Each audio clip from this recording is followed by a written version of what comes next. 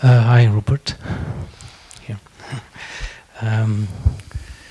I'd like to first remember during the first meditation we did here together, was it Monday? No, Sunday evening. You elaborated on Chit, Ananda, and you were, I think, talking about deep sleep, where Ananda is really being felt very without objects, and it shines. And it's our true nature, and it's eternally there. And then you said, by the way, there's one thing in what I said that you might object to, is that Ananda doesn't seem to be there all the time. And at the end of this retreat, which is more or less now, I hope you will better understand that contradiction. Do you remember that? Yeah, the test was going to be tomorrow morning. I was going to ask you right there and then on, Sunday evening, but Ananda doesn't seem to be ever present, always there. And I think that you already answered her. What's your experience now? Question. Is it ever present now? Do you have a better understanding of that? But the question was this: if my essential nature is happiness, and my essential nature is ever present, then happiness must be ever present. And if that is the case, how come I don't seem to experience it all the time? That was the question. So now what's the answer? I get to do the questioning, you get to do the answering. Oh, that's... Well, you just mentioned that it goes through every thought, and that ocean is in the waves, water is in the waves throughout, and so it's only the individual separated self who could possibly turn around and say, I'm separate again, and I forgot that. Yes, you see, the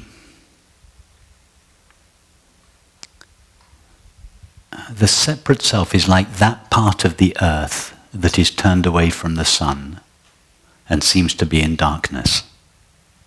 That's what the separate self is. So, from the point of view of that separate self, there is darkness, which in this metaphor is unhappiness,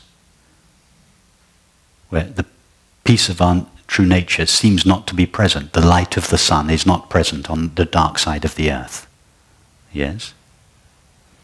So it is from the point of view of the separate self, the imaginary self, that has in its own imagination separated itself from its source. From that one's point of view, happiness seems to be an experience that comes and goes. Every time that one reaches its object, it dies as a separate self, and then happiness shines. Then the thought-made self rises again, and happiness is dimmed.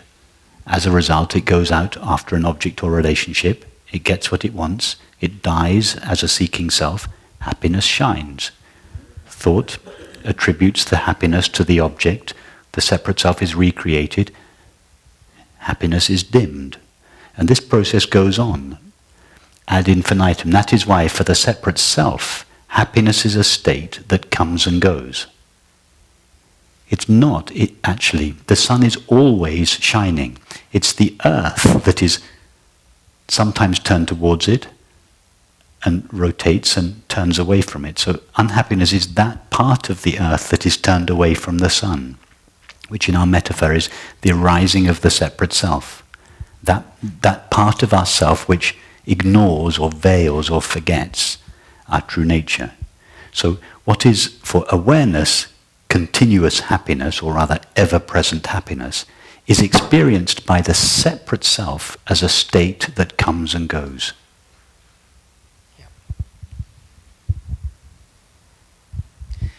We have the freedom to choose either to be the presence of awareness, in which case peace is continuous, or to be a separate self, in which case it is intermittent. We're free to be whichever we want. I was thinking when talking to someone during lunchtime about a metaphor that just popped up. I was wondering what you would say about that. A new metaphor? Great. Yeah. What's that? Better than the self-aware screen? I doubt it. But I'm open to possibilities. No, it's not that kind of metaphor. But it's like, in the beginning, our understanding and the moments that we realize we are the light and not the earth that turns away and not. It's like, my metaphor was about soup. Soup, yeah. And in the beginning you have watery soup, very light, with vegetables and stuff, which are the objects. And the accent is so much on the object that from time to time you get a glimpse of, oh, I'm the watery substance and the vegetables, they're in there, but not really, the water. So, but my experience, I was wondering about that, in fact, is that the soup tends to thicken over time, and that this kind, what I called mirror substance, or you call it the aware screen substance, tends to become more like thickening of the soup, like more prevalent, even though you never see it, you never feel it because you are it, but still it somehow manifests more. Okay. Is it possible? Or is this, yes. I was wondering what your... Yes. Or is this maybe another... No, but that's right. I'm not quite sure about the metaphor, but... Sorry, and I hope nobody's hungry. But you're absolutely right in that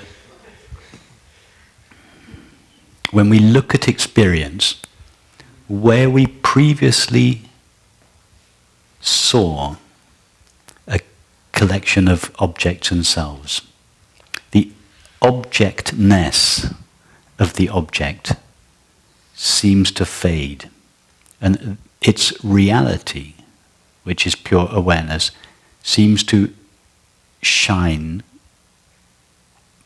more brightly in correspondence with the fading of the object-ness of the object. So,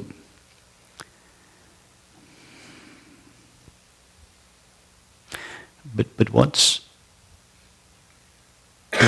interesting is that the actual experience itself doesn't change. I'm sorry, I'm going to go back to my metaphor, which I prefer to yours,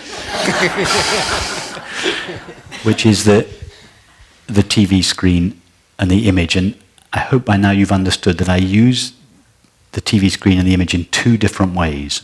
One time it's a conventional TV screen with an image and it's being watched by somebody sitting on a sofa.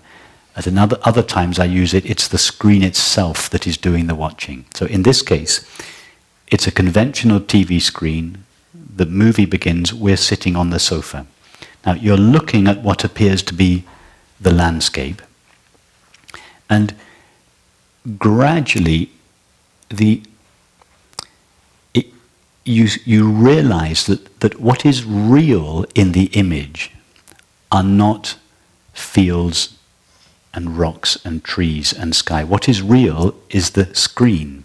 So as you're looking, you begin to focus on the screen rather than the landscape. Actually, you're looking at exactly the same thing, but the landscapeness of the image seems to fade, and the screenness, its reality, seems to come forward.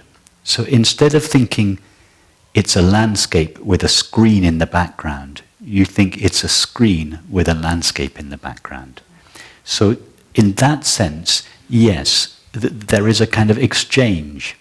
Instead of objects shining in experience. And by objects I mean thoughts, sensations and perceptions. I don't just mean physical objects, I mean anything. Instead of the object-ness of the thought, sensation and perception being primary, with awareness off in the background somewhere, it's the knowing of experience, the knowingness that pervades all experience, that seems to come to the foreground.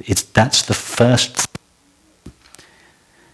Experience shines primarily with that knowing, and the object-ness of the thought, sensation or perception is just a temporary colouring. It's just like a watercolour wash over the ever-present light of pure knowing. But experience itself doesn't change. It was actually always only that. So it's like we could then look at, say in looking at physical objects now, we could, it's like feeling, instead of feeling that they shine with the light of the physical sun, instead of thinking it's the sun that renders them visible, we realize, no, it is the light of awareness that renders them knowable or experienceable. So instead of seeing the reflections of physical light, we see all this as reflections of the light of pure knowing. That this knowing shines in experience. That's what we see first, and that's what we stick to in experience. In order to stick to an object, you have to first forget that knowing. As we forget that knowing, at that moment the objects seem to acquire their own independent existence, and we want some and we don't want others. But we have to first forget or overlook this knowing. It never really gets forgotten or overlooked, but it seems to, from the point of view of the self that we have imagined ourselves to be. Yeah, I have to admit that your way of putting it is clearer than the soup.